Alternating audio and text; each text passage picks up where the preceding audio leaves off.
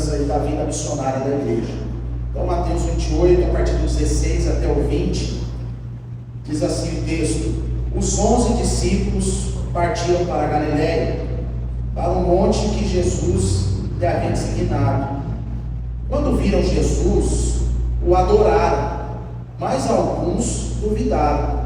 Jesus, aproximando-se, falou-lhes, dizendo: toda a autoridade me foi dada no céu e na terra. Portanto, vão e façam discípulos de todas as nações, batizando-os em nome do Pai, do Filho e do Espírito Santo, ensinando-os a guardar todas as coisas que tenho ordenado a vocês. E eis que estou com vocês todos os dias, até o fim dos tempos. Vamos orar mais uma vez essa noite. Senhor, oramos para que o Senhor tenha misericórdia de nós mais uma vez. Pedimos que a Tua palavra, ó Deus, fale conosco de forma poderosa. Ó Deus, que haja clareza, haja entendimento. Ó Deus, e que assim que a palavra é ministrada, que dentro do nosso coração a gente possa, ó Deus, ter esse entendimento que somos chamados a praticar ainda hoje. A Tua palavra tem esse efeito imediato. A Tua palavra tem essa ação imediata. Eu oro, Deus, para que ela encontre os nossos corações, para que isso aconteça nessa noite. Eu oro para que os nossos corações estejam abertos, ó Deus, para a Tua voz, e que mais uma vez o Senhor venha nos comissionar para essa tarefa, essa missão, ó Deus, de ser um discípulo do Senhor no mundo, a partir do entendimento bíblico e da Tua palavra. Em nome de Jesus, amém e amém. Quando a gente vai estudar os evangelhos, irmãos, o livro de Atos, né, nosso irmão André tem me dado uma aula muito boa aí aos domingos pela manhã aqui no templo, né, de forma expositiva, né, correndo todo o livro de Atos. E aí, quando a gente estuda os evangelhos do livro de Atos, você vai perceber que nos evangelhos é Jesus no mundo, né, fisicamente, né, treinando, capacitando e dando início à missão. Quando a gente vai para o livro de Atos, o mesmo Jesus continua, mas agora por meio do Espírito Santo na igreja. Então significa Jesus através da igreja no mundo. Então o que Jesus faz nos evangelhos com os discípulos é estar preparando eles para essa tarefa.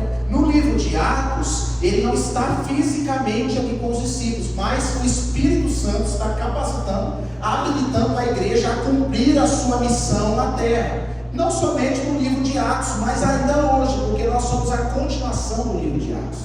O André deve estar no capítulo 16, 15, 16, uma coisa assim, né, André? Quando você chegar no 28, não acabou o livro, vai ter o 29. E o 29, Fernando, está aberto ainda.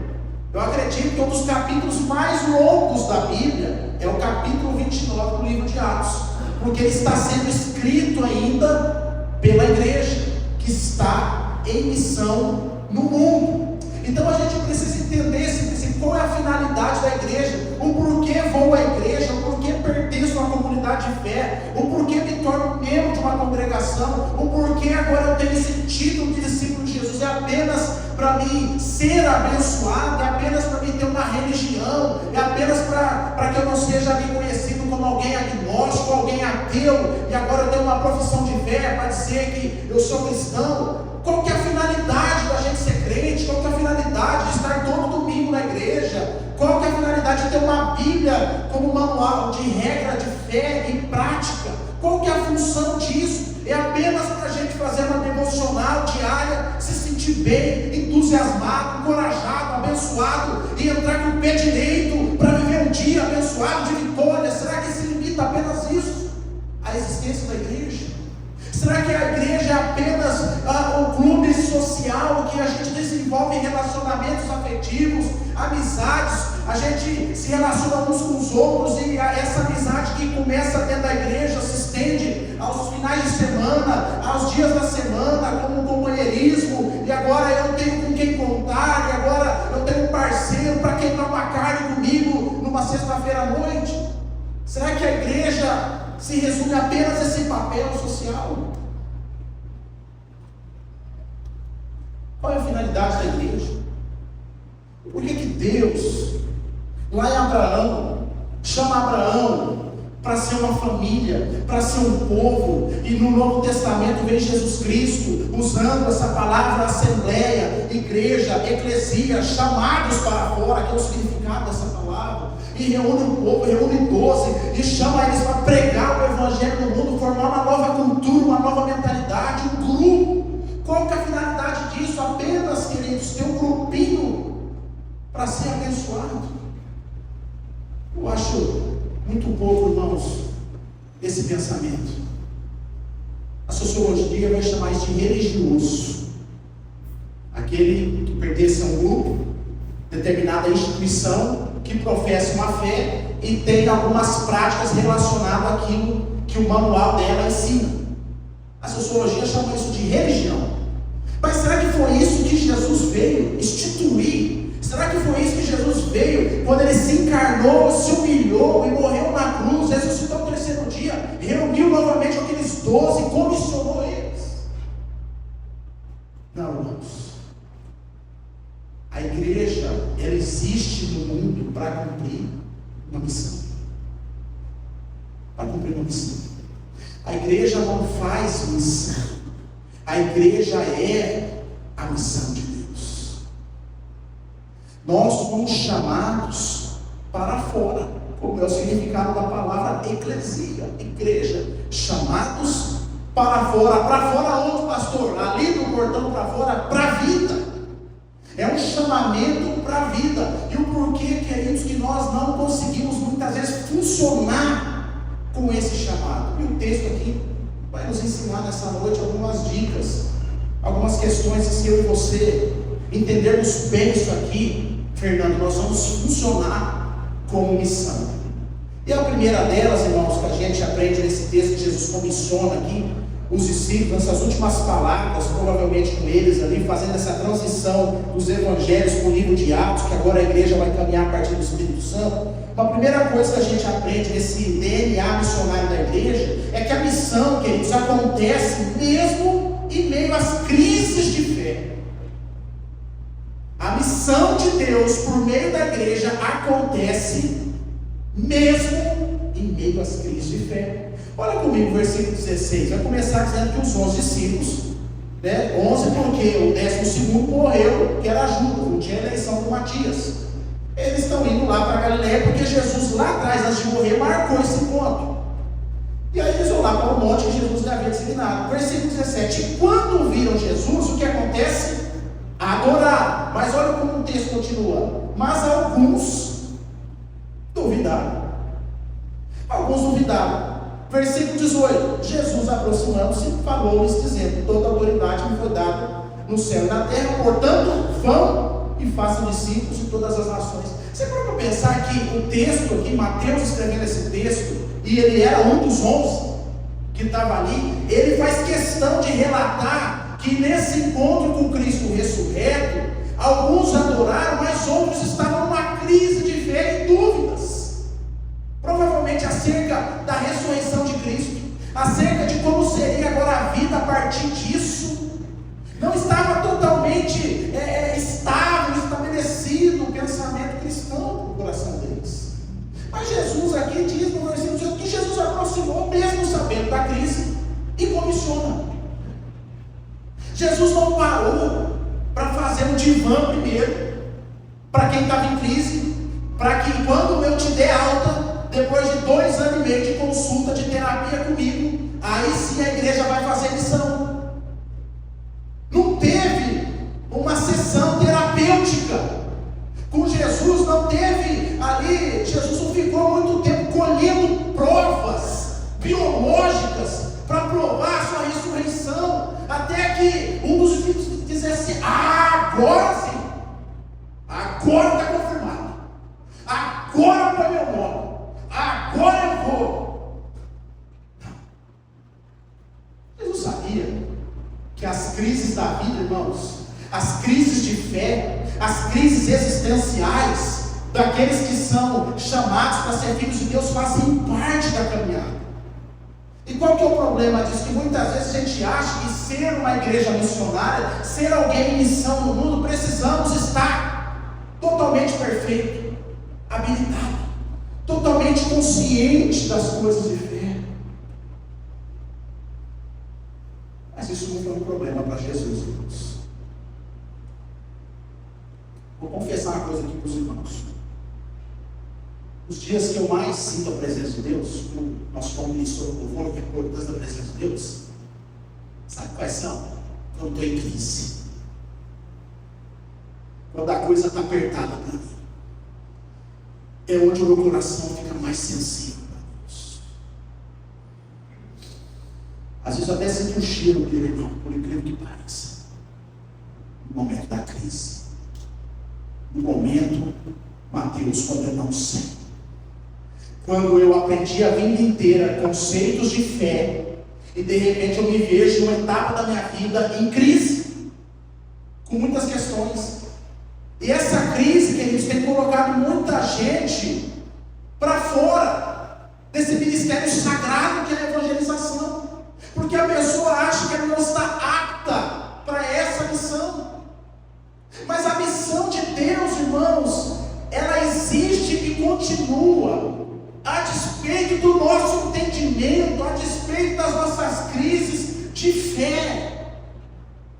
Ah, pastor, enquanto você não responder para mim se Adão tinha umbigo, eu não prego a palavra.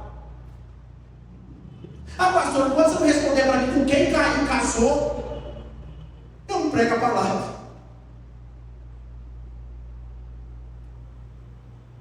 São as dúvidas, são as crises. Ah, pastor, eu não prego a palavra, eu evangelizo porque quando a igreja não for desse jeito, dessa forma, se a igreja fosse mais avivada, nós cantamos aviva a tua igreja, aí sim, mas como não é? Eu não vou. Muitas vezes muitos irmãos estagnados na sua missão, porque está em crise. Está em crise. Eu tenho um amigo pastor, que uma vez ele conversou comigo, com outros colegas. Eu estava no seminário, ele já era pastor, estava pastoreando uma igreja. E ele chegou no conselho, André, e colocou o cargo dele à disposição do conselho. Irmão, vocês veem o que vocês querem fazer. Mas eu falei, mas por que você fez isso?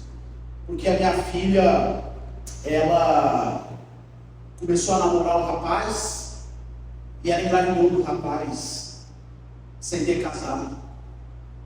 Como eu, pastor, vou continuar pastoreando, se eu não conseguir administrar essa situação dentro do meu lar? E ele colocou o cargo dele à disposição. Como se Deus fosse alguém que, agora eu vou ter que parar a missão. Missão interditada por tempo indeterminado. Porque a família tal tem um probleminha lá. Ô Deus, a missão não está interditada. Porque o Fernando está em crise, acordou hoje em crise. Não sabe se é Jesus ou Genésio. Então, enquanto ele não resolver essa dificuldade dele, a missão está interditada. O pastor continuou. O conselho assim, pastor, você tem ensinado, você tem amado a sua filha, porque a gente quer que você ame a sua filha, independentemente do que aconteça com ela. É esse pastor que nós queremos na congregação. Um pastor que ama as pessoas. Que apesar das coisas não acontecerem do jeito que você gostaria, mas você é fiel a Deus e ama a sua noiva. Irmãos, deixa eu contar um negócio para você. Nem tudo na nossa vida, na nossa história, vai ser do jeito que a gente gostaria que fosse. Quem tem 2 filhos aqui, levanta a mão. Pode levantar a mão, quem tem 2 filhos? Pode abaixar, então tem bastante gente que vai entender o contexto. Você teve o primeiro filho. Aí você vai lá, primeiro filho, ensina, come salada, legumes, faz exercício, tudo aquela coisa, faz a liçãozinha, tudo bonitinho, bora para dormir, bora para acordar, tudo bonitinho. Você vai rápido. 10 passos para o seu pai vitorioso. Vai lá, pá. Aí vem o segundo, totalmente diferente, personalidade diferente. Já pegou um paizão um pouco mais cansado. Já pegou uma mãe que está inserida no mercado de trabalho. Já pegou uma fase da vida que as finanças já não estão tão boas. Aí é salsicha. Aí Coca-Cola mesmo. Zé deu. A roupa do mais velho que serve mesmo. E por que acontece isso? Não que está acontecendo com você, está dentro comigo, acontece sempre isso aqui. Porque, irmãos, as coisas da nossa vida é inevitável, algumas coisas fogem do nosso controle. Às vezes você sonhou uma coisa para o seu filho, para a sua filha, e aquilo não aconteceu. Aí, vamos fechar as portas da missão, porque a minha vida não está em ordem para a missão continuar. Mas a igreja, irmãos, é missão, mesmo em meio às dúvidas e às crises de fé. A gente tem que aprender esse conceito, irmãos, porque eu tenho visto muita gente frustrada dentro da igreja, que não se engaja, não agarra, não assume a sua identidade missionária, não se alegra de ser um servo de Deus, perdeu a alegria da vida, porque ao olhar para a sua família, ao olhar para as circunstâncias, o que acontece? Minha vida não está resolvida, então eu não tenho direito de assumir esse papel de discípulo de Jesus, de missionário. Então eu vou deixar para o outro que está com a vida mais acertadinha. E se eu disser para você que Deus quer usar a sua vida, que Deus quer usar você no meio do caos, no meio da crise, no meio da tentativa de educar os seus filhos, nas dificuldades que você enfrenta nos relacionamentos, no casamento. Pedro, você lembra, Pedro, o dia que eu vim para a reunião de oração aqui? Nós vamos orar, eu falei assim, vamos orar pelas famílias. E aí o Pedro ia orar, falou assim, Pedro, inclusive ora pela minha, que eu briguei em casa lá e a coisa ficou mal resolvida. Ora por mim. Eu pedi perdão, resolvi, mas sabe que não fica aquele silêncio estranho? Sabe assim, não está a mesma coisa. Ora por mim, Pedro. Eu lembro até hoje, Pedro, da sua oração. Eu lembro dessa frase, Senhor, visita o teu servo pastor, Senhor. Visita a casa dele, Senhor. Bom, Pedro, o Senhor visitou minha casa naquela noite. O irmão abençoado aqui da igreja, final da reunião de oração, assim, pastor, estou com umas coxinhas aqui para te dar de presente, só fritar.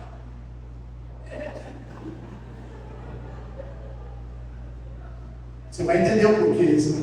Porque na mesma semana, ele achar que isso, nossa, estou com vontade de comer coxinha. Não existe nada melhor do que ser amigo de Deus. Peguei com as coxinhas em casa, já que estava chateado na cama. Peguei a bolsa térmica que o irmão me emprestou com as coxinhas, só joguei na cama. Joga e sai entrando na fumaça. Espírito de Deus, irmão. Agora que abriu as coxinhas, coração quebrado. O pastor brigou com a esposa. Você acredita, irmão, que o pastor brigou com a esposa? E às vezes tenta acertar e não consegue.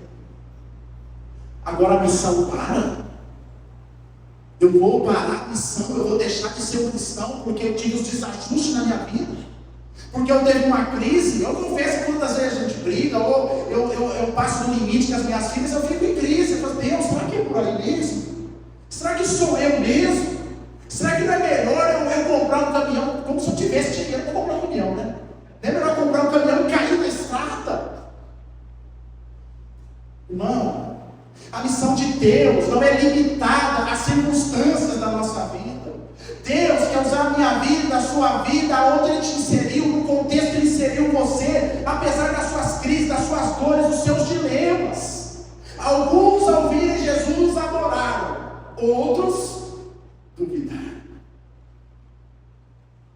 Outros ficavam com dúvida.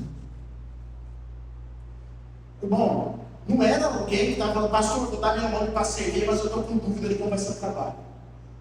Era discípulo que estava duvidando de Deus, na cara dele.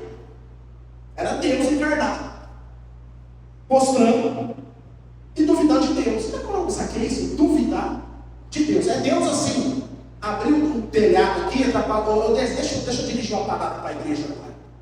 Aí Deus veio aqui, na forma de Jesus Cristo. Dirige uma palavra para vocês assim, sei não. Acho que eu prefiro a do pastor mesmo. Sei não se é isso aí mesmo. É mais ou menos isso. É Jesus descer aqui e falar assim: eu sou a ressurreição da vida, eu estou aqui vivo. Tem que vencer, eu vou para casa pensar. Vou pensar.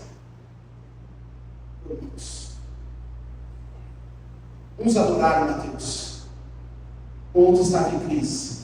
E aqui a gente entra no segundo ponto, que é o que vai fazer sentido para o primeiro, no meio das crises. Porque Jesus diz assim, queridos, no versículo 18: Jesus aproximando-lhes, Jesus viu a incredulidade, a dúvida, e ele disse: toda a autoridade me foi dada no céu e na terra.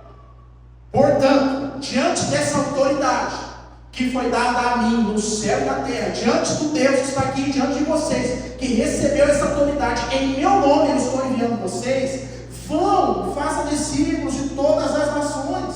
E aí no final, no versículo 20, ele diz assim ainda: eis que estarei, ou eis que estou com vocês todos os dias até o fim dos tempos. Segundo lugar, irmãos, a missão ela acontece através do poder de Jesus e não do nosso. É por isso, Fernando, que as nossas crises não abalam as estruturas emocionais de Deus e não riscam o projeto missionário de Deus comum, porque não tem a ver conosco, tem a ver com Ele. Jesus ele não disse assim: toda a autoridade foi dada a vocês. Não, foi me dada. É atrelado a mim. Enquanto vocês estão comigo, a missão acontece a despeito da crise que se enfrenta. Toda autoridade, essa palavra autoridade, o original dela é poder. É poder sobrenatural. É poder sobre o principado e potestade. É poder sobre a morte. Não é simplesmente uma autoridade de canetar como um político tem, mas é um poder sobre o mundo. E é esse poder que Jesus está habilitando na igreja. É aí que a gente entende quando Jesus diz que as portas do inferno não prevalecerão contra a igreja, porque há autoridade de Deus. Então, em primeiro lugar, irmãos, a missão acontece assim, mesmo as nossas crises de fé. E por que ela acontece mesmo as crises de fé? Porque é através do poder de Jesus. Não tem a ver com a minha habilidade retórica, não tem a ver com as suas habilidades sociológicas, a sua maneira de pensar, de argumentar, não tem a ver com quanto recurso você tem nas mãos, tem a ver com o poder de Deus que opera por meio de você. É isso que Jesus está dizendo. E aí, quando a gente entra no livro de Atos, Jesus está ali finalizando o assunto. Ele diz assim: vocês ficam aqui até aquele dia que o Espírito Santo vai descer sobre vocês. Na hora que descer sobre a igreja, Atos 1:8, vocês vão ser as minhas testemunhas em Jerusalém, Judéia e Samaria, confins da terra, na autoridade do Espírito de Deus. É por isso, irmãos, que a igreja se movimenta em missão. E como foi bênção a gente poder cantar, e os irmãos por trazer essa ministração hoje da importância da presença de Deus e de convidar o Espírito Santo a ser bem-vindo aqui nesse lugar, porque é por causa dele que somos igreja. Eu fico pensando como tem gente que abre mão disso. Eu fico pensando como tem gente que tem medo do Espírito Santo. Aí eu começo a cantar, não começa esse negócio bem pentecostal, já fico bem com medo, vai que me pega aí. Irmão, foi para isso que Deus nos chamou, para ser aquecido pelo poder de Deus. Isso não tem a ver, irmãos, de ser aquecido dentro do culto, dentro do louvor. É você sair para viver a vida aquecido pelo Espírito Santo. É quando você está lidando com um problema seríssimo dentro do seu lar, mas você tem o Espírito Santo habitando em você, te dando direção, sabedoria, capacidade para lidar com tudo isso. Essa semana minha filha teve um probleminha de saúde, depois da cirurgia, deu complicação na anestesia. Aí a Jaque, tivemos que levar para o hospital, passando muito mal, a Jaque entrou lá dentro com ela. Eu fiquei lá fora o dia inteiro, só recebendo notícia por mensagem. E mensagem, como é que tá? Tá mal ainda, tá mal, deu remédio, tá mal, tá mal, tá mal, tá mal. E eu lá, vai para lá, vem para cá, e tá mal, não deu nada. Aí Aí de repente falou assim, ó, reuniu a equipe médica.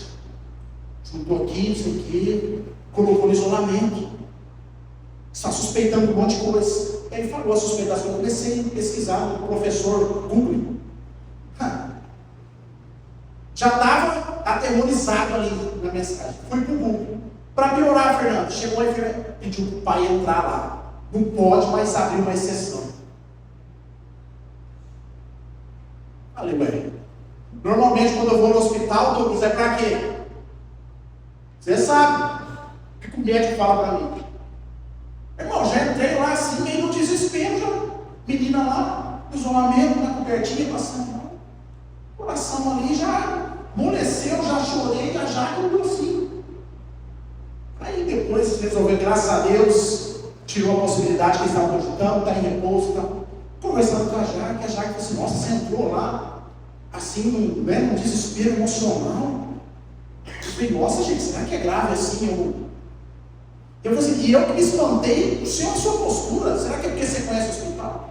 Você conhece a dinâmica? E ela disse hoje para mim de tarde, não, eu tenho fé em Deus, eu creio no poder de Jesus, não é porque eu estou na enfermagem, mas eu fiz uma oração com ela, e eu creio no poder de Jesus que atua por meio da igreja.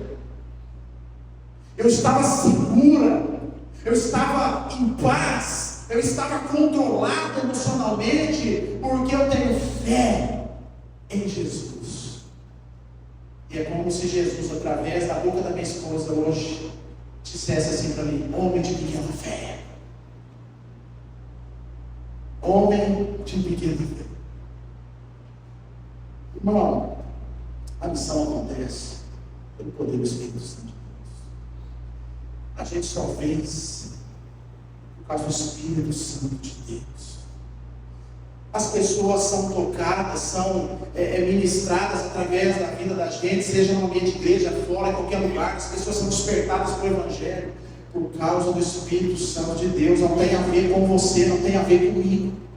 Tem a ver com essa frase, toda autoridade foi me dada no céu e na terra. Diante disso, vamos! Está em crise? Vai! Está com problema em casa? Vai! Está com problema na rua? Vai! Está desanimado? Vai! Vamos, gente! A sua identidade em Cristo, como é que um cristão vive no meio da crise, no poder do Espírito Santo de Deus? É assim que a igreja milita.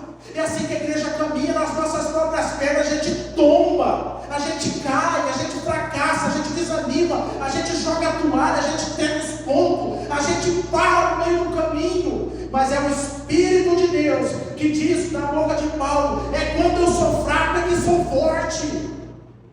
Por causa do Espírito Santo de Deus que sustenta a gente. Deixa eu contar um negócio para você. Se você gostar de pé, não tem a ver com você. Enquanto você cuida bem da sua vida, tem a ver com o Espírito Santo de Deus que te sustenta, que te coloca de pé. Não, pastor, mas eu não sigo a cartinha certinha. Não, pode seguir. No dia que Deus falar assim, 385,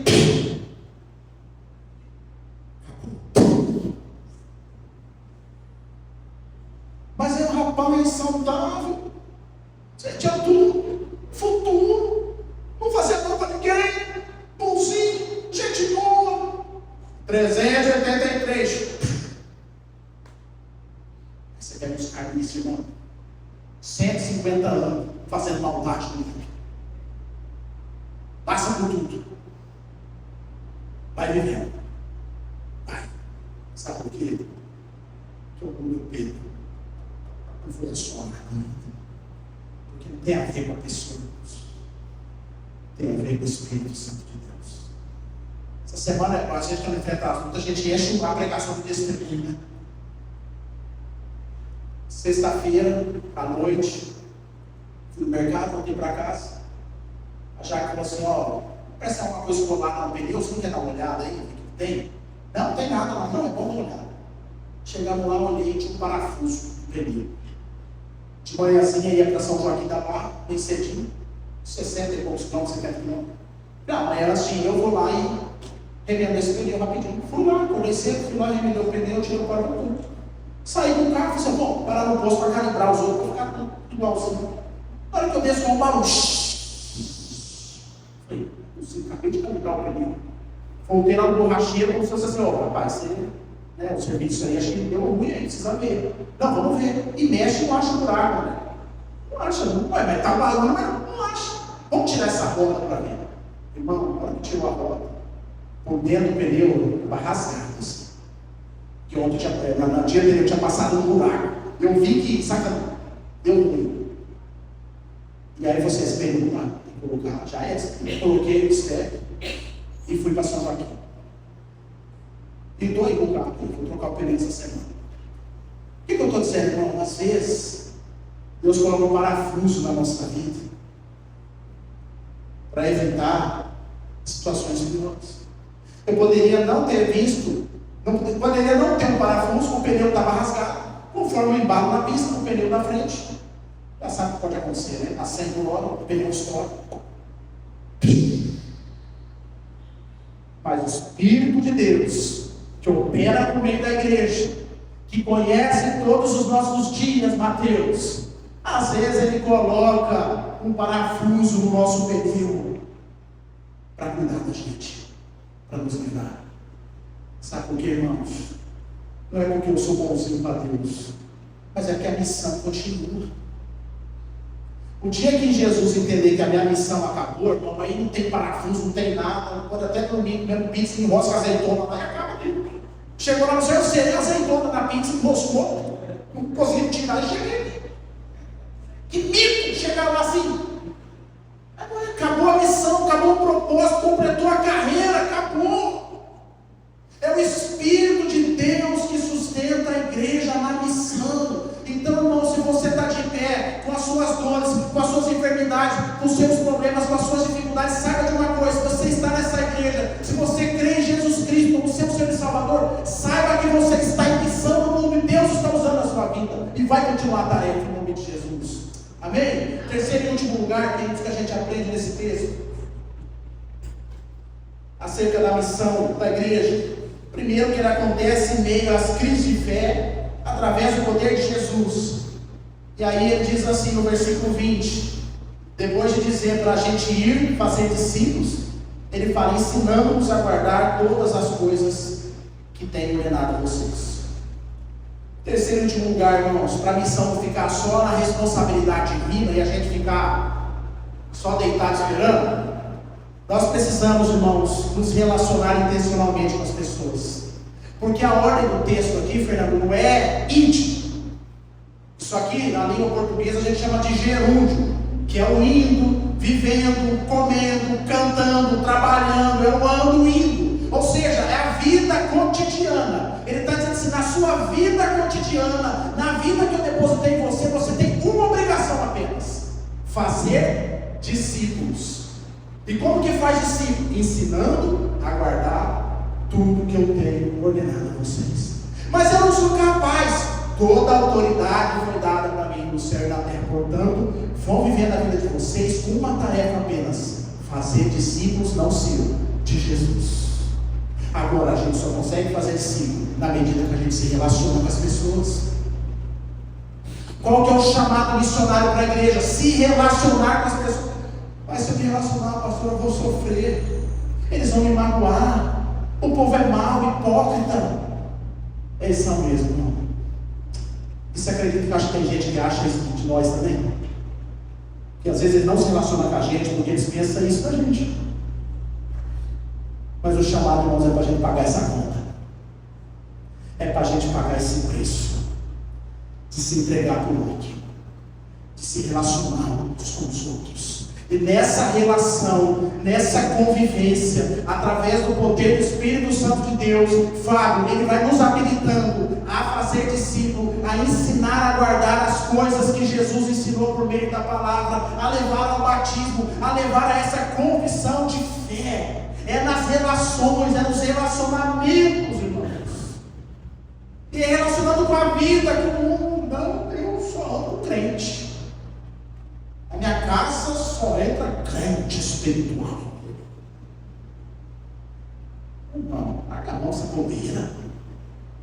Não, lá no meu serviço, pastor, tem um testemunho para dar. Qual? Nossa, só tem crente no meu setor. Esse é o testemunho. Eu gosto de falar assim, no meu setor não tem crente, só tem eu. Esse é o testemunho. Eu vou me relacionar com as pessoas e vou mostrar que ser de Jesus não tem a ver com essa coisa que o povo está contando por aí, que quer dar dinheiro para pastor, que é esse povo maluco, que o povo que não conversa com ninguém, que fica triste, que fica chato, que não sei o quê. Ser de Jesus tem a ver com alguém que experimenta todas as dores da vida, mas também as alegrias da vida, e tem um Pai que ama, que tem Jesus Cristo no coração, dando vitalidade, dando sabedoria, nos levando em direção a Ele todos os dias da nossa vida, para viver uma vida com qualidade, uma vida plena, uma vida redimida, salva por Jesus. Não tem a ver com uma vida religiosa, mas tem a ver, irmãos, com o quanto a gente ama, se relaciona, se posiciona, o quanto a gente abraça, o quanto a gente é humano. Ontem eu estava conversando com os irmãos, falando um pouco sobre isso. E olha que interessante como que é a igreja de Jesus. Jesus era Deus, divindade, e Ele se tornou ser humano. Botou o pé no chão de fábrica, se tornou um de nós. E nós somos ser humano, estamos no chão de fábrica e queremos ser divindade.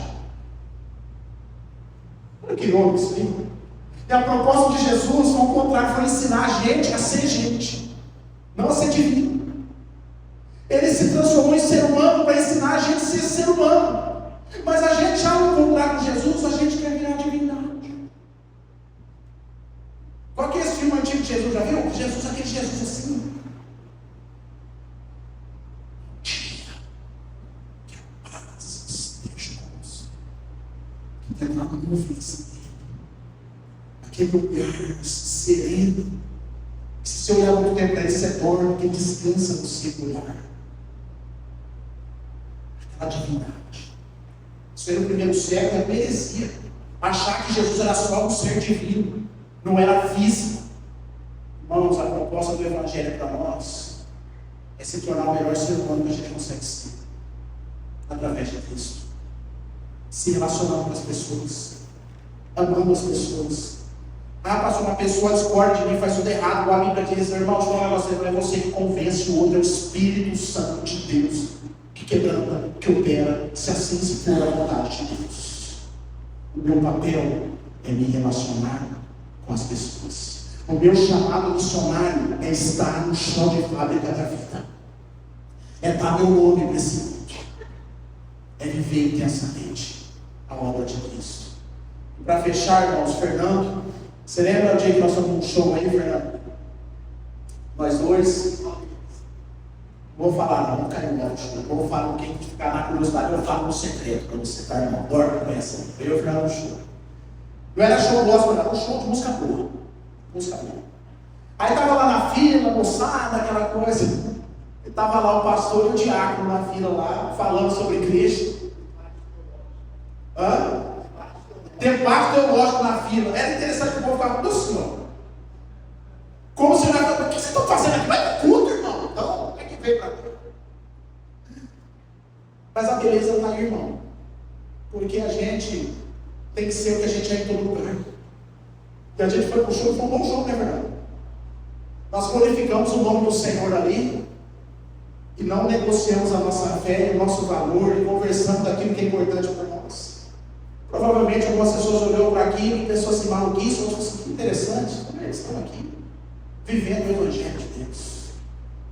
Aí, irmãos, é uma dica, vai viver a vida com Deus, vai se relacionar com as pessoas, vai se aperfeiçoar em Cristo, vai fazer discípulo, mesmo as crises de fé. Sabe que você fala, eu estou em crise, mas como que eu estou em oração? Que é um método evangelizador? Fala para a pessoa que você está orando por ela. Melhor ainda, ora na hora por ela. Quando alguém vem compartilhar a vida com você, nós estamos passando dificuldade em casa. Lógico, você vai trabalhar no serviço, de alguma. Posso fazer uma oração com você? Vai lá, ora pela pessoa, Deus abençoe. Para a gente orar e finalizar, irmãos. Hoje a pregação do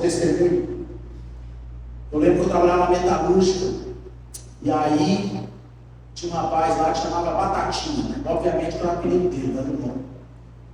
E aí eu peguei a vassoura dele lá para varrer o meu setor. E aí ele falou assim, 10 contos. Sabe aquelas brincadeiras assim, 10 contos, sabe o que e tal.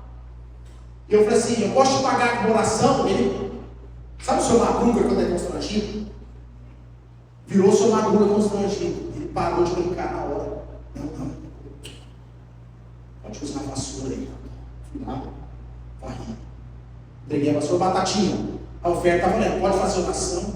Não pode. Oh Deus, abençoa. Eu falei Batatinha, abençoa a vida do Batatinha, assim. Deu uma noite para ele trabalhar, uma noite abençoada. Que bênção poder trabalhar ao lado dele. Que o Senhor cuide dele, da família dele. Eu não sei o que ele está precisando, mas o Senhor sabe. Abençoa a vida do Batatinha. O Batatinha chorou, cara. E ele disse assim para mim, eu trabalho há 15 anos aqui. Ninguém nunca disse para mim que orava por mim. Obrigado. A igreja está em missão, não. É porque eu sei falar? Não. É porque eu me propus a me relacionar com o Batatinha. Se eu me propus a me relacionar com as pessoas, o Espírito Santo de Deus, ele vai agir. Vamos colocar a vida diante de Deus, irmãos. Vamos orar em nome de Jesus. Feche seus olhos.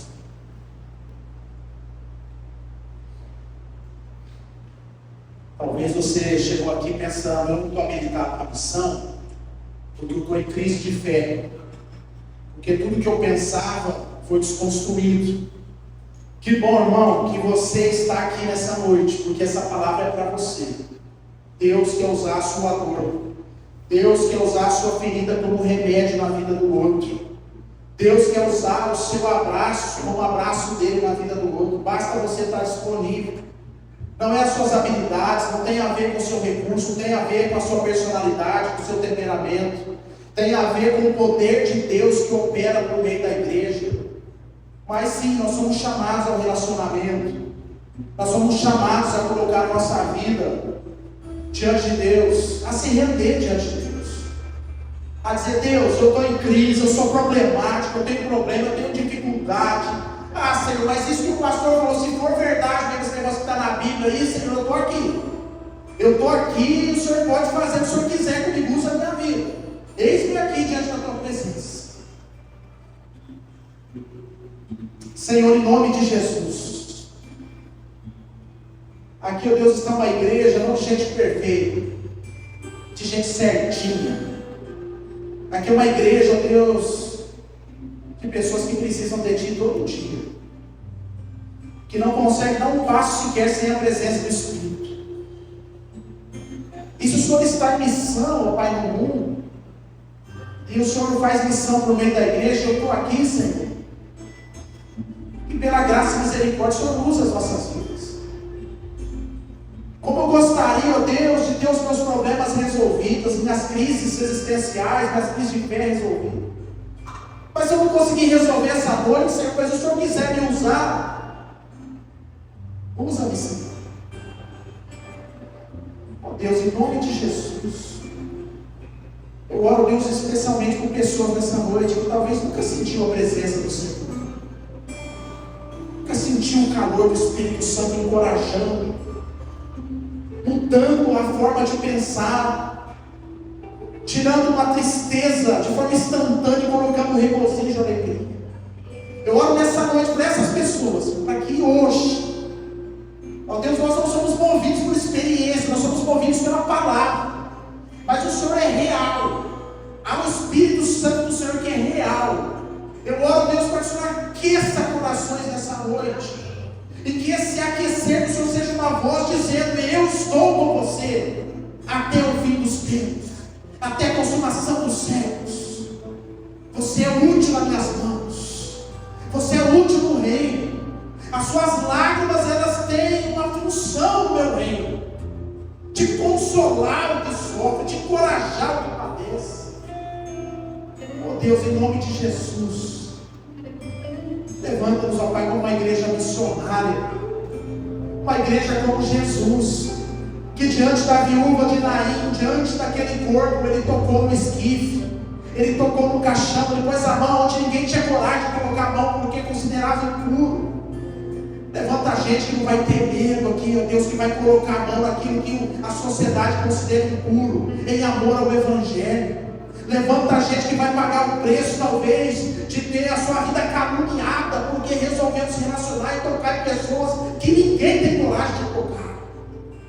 Ter essa ousadia no Espírito, Senhor, para que sejamos essa igreja missionária, levantada pelo Senhor, para viver esses últimos tempos de pregação da palavra.